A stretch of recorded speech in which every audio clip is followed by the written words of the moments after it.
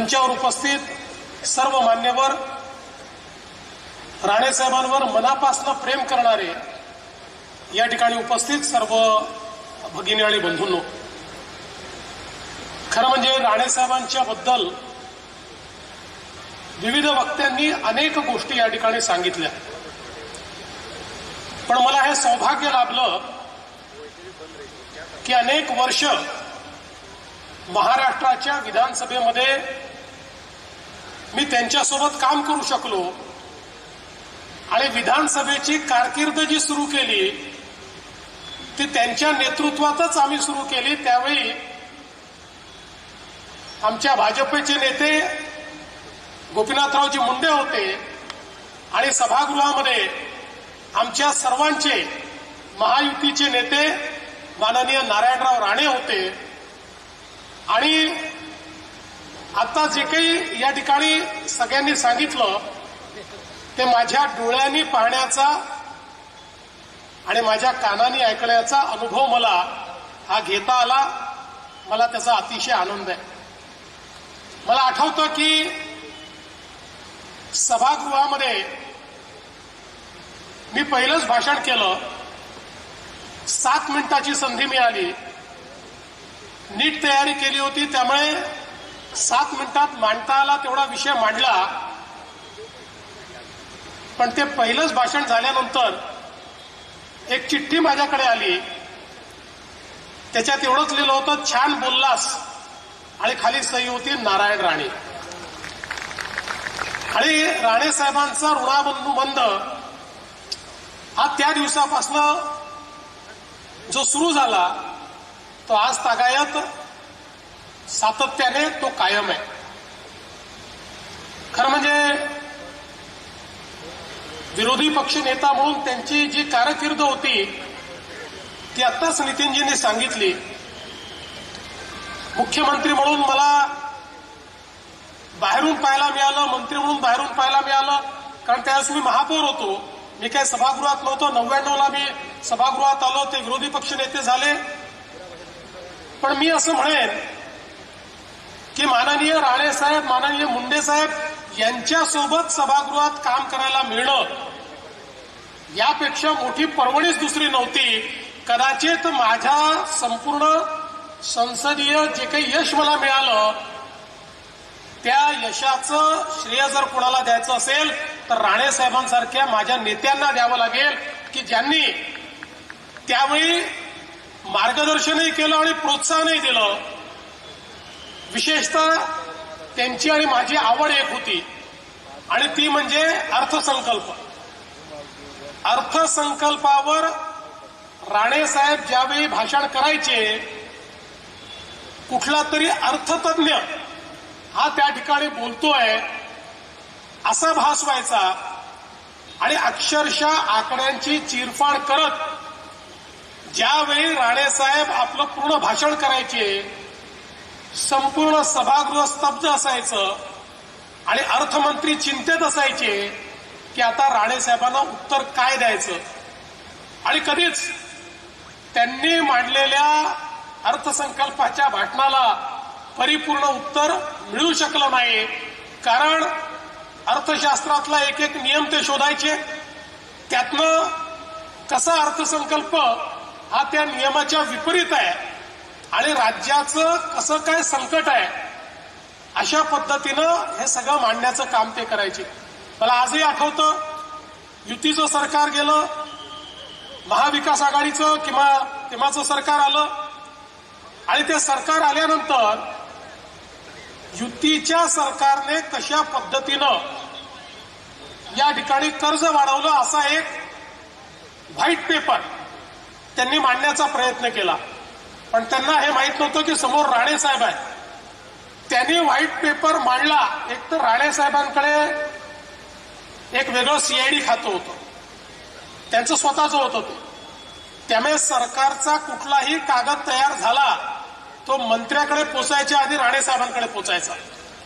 त्यामुळे हा जो व्हाईट पेपर आहे हा छापायच्या आधी राणे साहेबांकडे होता, त्याचं उत्तर तयार होऊन तिकडे व्हाईट पेपर मांडल्याबरोबर व्हाईट पेपर किती बोगस आहे आणि ही खरी आकडेवारी आहे आणि ही कशी बरोबर आहे याचा एक भगवी पत्रिका ही त्या क्षणी राणेसाहेबांनी मांडली आणि त्या सरकारची पूर्ण हवा काढण्याचं काम हे राणेसाहेबांनी त्या ठिकाणी केलेलं मी बघितलं. त्यामुळे खरं तर या सभागृहामध्ये बजेटवर कसं बोललं पाहिजे हे आम्ही त्यांच्याकडनं शिकलो आणि मला स्वतःला त्यात खूप इंटरेस्ट असल्यामुळे मी 2002 साली बजेट कसं वाचावं असं एक पुस्तक लिहिलं आणि या पुस्तकाचं विमोचन कोणाच्या हाताने करायचं. राणेसाहेबांपेक्षा मोठं कोण आहे, राणेसाहेबांपेक्षा यातली अथॉरिटी कोण. मी राणेसाहेबांकडे गेलो, म्हटलं दादा माझं असं असं पुस्तक आहे, आपल्याला याचं विमोचन करायचं आहे. मला म्हणाले अरे मुख्यमंत्र्याला बोलव. म्हटलं तुमच्या हाताने करायचं आहे. म्हणाले नाही मुख्यमंत्र्यांच्या हाताने कर. म्हटलं माझा काही मुख्यमंत्री विलासरावजी होते पण माझा काही फार मी नवीन होतो, माझा काही फार संबंध नाही आहे. म्हणाले मी त्यांना सांगतो ते याचं एवढं चांगलं पुस्तक तू लिहिलेलं आहे, मी तर राहीनच पण हे पुस्तकाचं विमोचन हे विलासरावजींच्या हस्ते झालं पाहिजे. त्यांनी पुढाकार घेतला आणि त्या ठिकाणी विलासरावजींच्या हस्ते त्याचं जे काही विमोचन आहे ते झालं.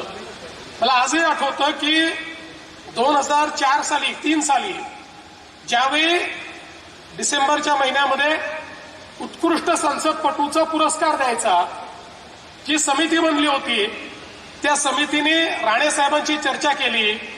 राणेसाहेब होते, मुंडेसाहेब होते, माझी पहिली टर्म होती. पण त्यांनी सांगितलं की तुम्हाला जर या ठिकाणी परफॉर्मन्सवर आधारित उत्कृष्ट संसदपटू हा पुरस्कार द्यायचा असेल तर तो तुम्ही देवेंद्रला द्या आणि त्यांच्या शिफारसीने किंवा त्यांच्या पुढाकाराने मला त्या काळामध्ये उत्कृष्ट संसदपटू हा पुरस्कार पहिल्याच टर्ममध्ये त्या ठिकाणी मिळाला.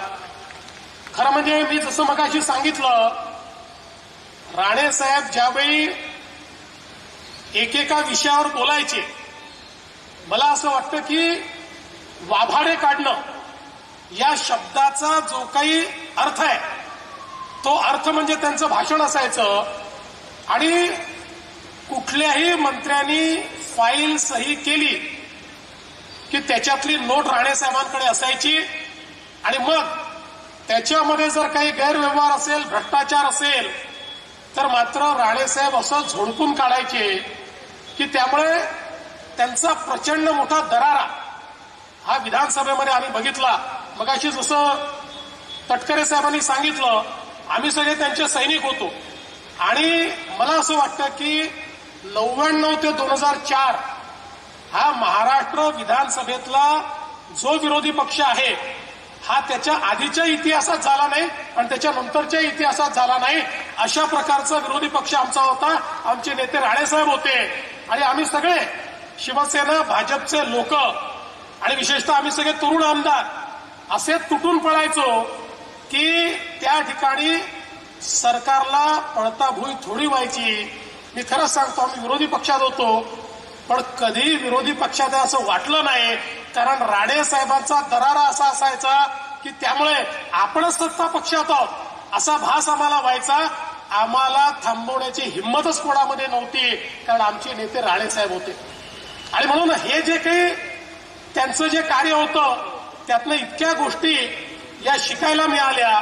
पलीकडच्या काळामध्ये खरं आहे की ते समोर गेले पण मंत्री म्हणून नाही. म्हणजे मला हे आठवतं की आता उल्लेख खरं म्हणजे करावा करू नये पण ज्यावेळेस भुजबळ साहेब गेले आणि भुजबळ साहेब गेल्यानंतर समोर गेल्यानंतर 99 ते 2004 मला आठवतं की इतका त्रास आमच्या बाकावरचे लोक भुजबळ साहेबांना द्यायचे.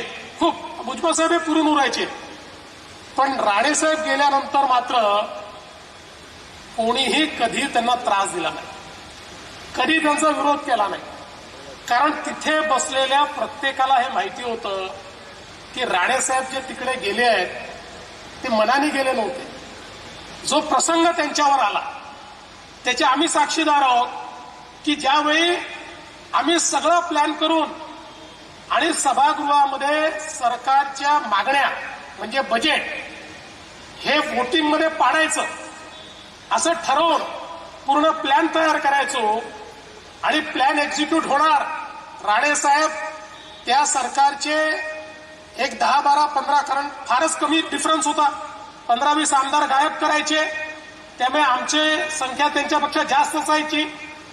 आणि अशा वेळी अचानक कोणाचा आदेश यायचा मला माहिती नाही, पण 8-10 लोक निघून जायचे आणि राणे साहेबांनी केलेला प्लॅन हा त्या ठिकाणी दुर्दैवाने तो आम्हाला परत घ्यावा लागायचा. ते जे काही शल्य त्यांचं असायचं ते अतिशय जवळून मी बघितलेलं आहे. मी लहान होतो त्याच्यामुळे राणेसाहेब असतील, मुंडेसाहेब असतील, सगळी कामं मला सांगायचे. त्यामुळे आमचं सभागृहात काम संपलं की राणेसाहेबांच्या चेंबरला आम्ही जाऊन बसायचो. त्या सगळ्या गोष्टी खूप जवळून पाहायची संधी मला मिळाली. आणि म्हणून मला असं वाटतं की त्यावेळेस राणेसाहेब गेल्यानंतर, आणि मला हेही आठवतं की विशेषतः एक असा काळ तो बघितला की काही लोक विरोधी पक्षात होते पण ते राणेसाहेबांसोबत होते. त्याच्यामुळे एक वेगळ्या प्रकारची परिस्थिती ही सभागृहामध्ये आम्हाला पाहायला मिळायची. पण हे सगळं राणेसाहेबांनी त्यांच्या कर्तृत्वाने आणि प्रेमाने कमावलेलं होतं. राणेसाहेब हा व्यक्ती अतिशय दिलदार व्यक्ती आहे. त्यांनी कधीच मोजमाप ठेवलं नाही. पण जर कोणी मोजमाप केलं, हजारो लोक असे असतील की ज्यांचं जीवन बदलण्याचं काम हे राणेसाहेबांनी केलं. शेकडो लोक असे असतील की ज्यांना मुंबईमध्ये कधी जन्मात घर घेता आलं नसतं, पण त्यांना घर देणारे राणेसाहेब होते. ज्यावेळी वेगवेगळ्या प्रकारे गरिबांना घर देण्याचे संदर्भात त्या काळामध्ये मुख्यमंत्र्यांना जेव्हा अधिकार होता, त्या अधिकाराचा वापर हा गरिबांकरता करणारे हे राणेसाहेब होते. आणि म्हणूनच राणेसाहेब कुठेही असले तरी त्यांच्यावर प्रचंड प्रेम करणारे अशा प्रकारचे लोक उभ्या महाराष्ट्रामध्ये आपल्याला पाहायला मिळतील. खरं म्हणजे तो काळ असा होता की ज्या काळामध्ये राणेसाहेबांनी महाराष्ट्रामध्ये एक सर्वमान्य नेतृत्व म्हणून आपली पकड बसवली होती. आणि महाराष्ट्राच्या प्रत्येक जिल्ह्यात वैयक्तिक नारायणराव राणेसाहेबांना मानणारे असा एक फार मोठा वर्ग हा त्यांनी तयार केला होता. त्यामुळे तीच खऱ्या अर्थानं पुढची त्यांच्या राजकारणाची जी शिदोरी आहे ती शिदोरी आपल्याला ती पाहायला मिळते. खरं म्हणजे प्रत्येक गोष्टीत शिस्त असली पाहिजे हा त्यांचा आग्रह.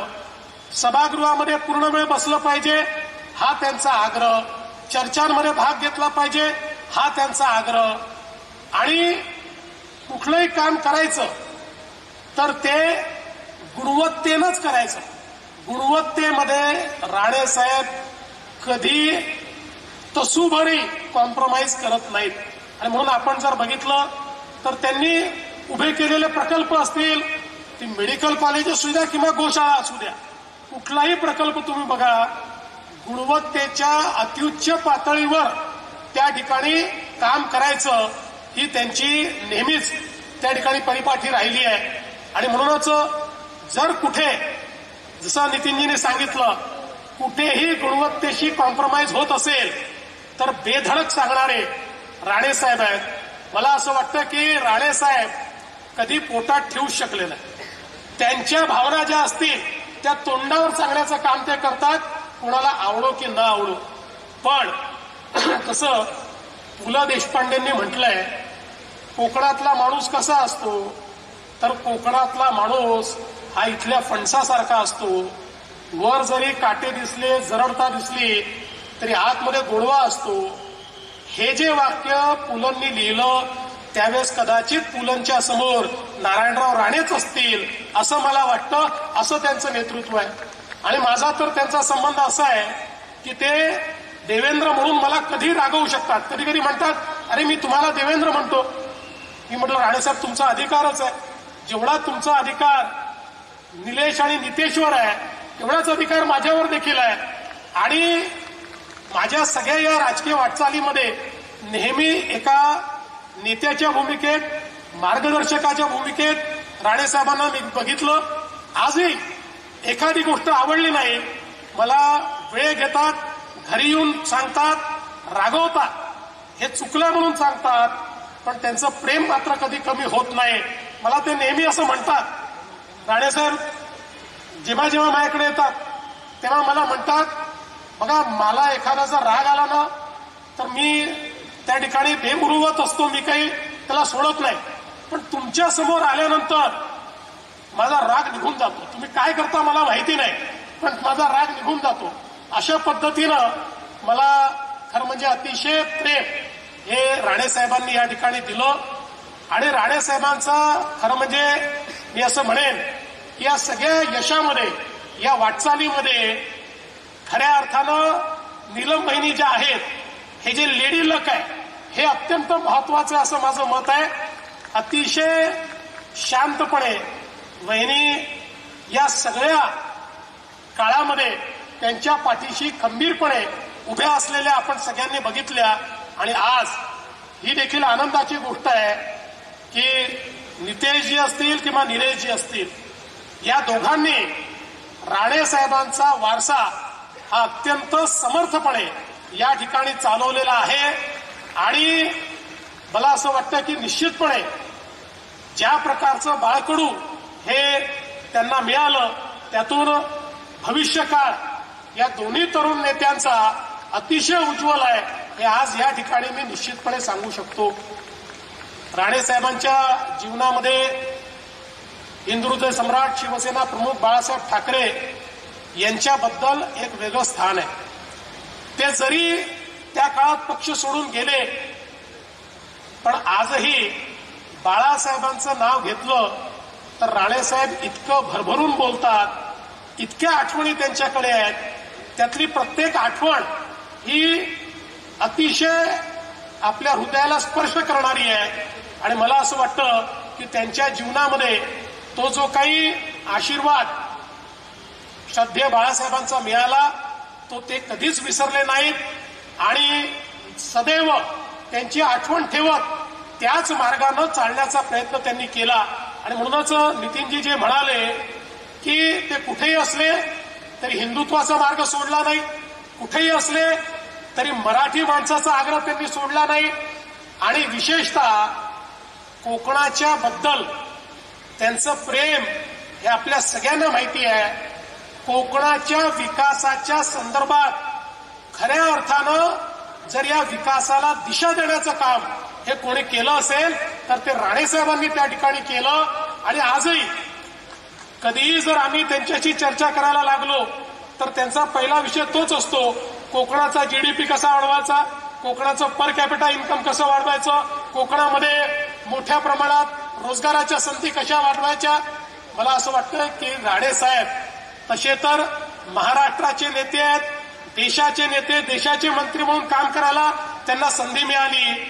पण त्यांच्या हृदयामध्ये मात्र सातत्याने कोकण हा आपल्याला त्या ठिकाणी जिवंत दिसतो, स्पंदित दिसतो. आणि मला असं वाटतं की हे जे नेतृत्व आहे महाराष्ट्राचं, आज जरी ते 75व्या वर्षात पदार्पण करत असले तरी आपल्याला कल्पना आहे की खरं म्हणजे राजकारणातली कारकीर्द ही तशी ज्याला प्रगल्भता म्हणते ती 60व्या वर्षी चालू होते.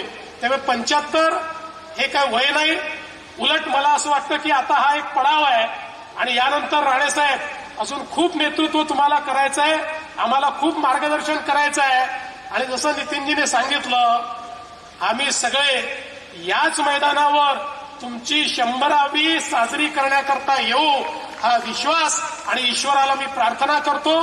तुम्हाला खूप मनापासून शुभेच्छा देतो आणि माझं बोलणं संपवतो. धन्यवाद. जय हिंद, जय महाराष्ट्र.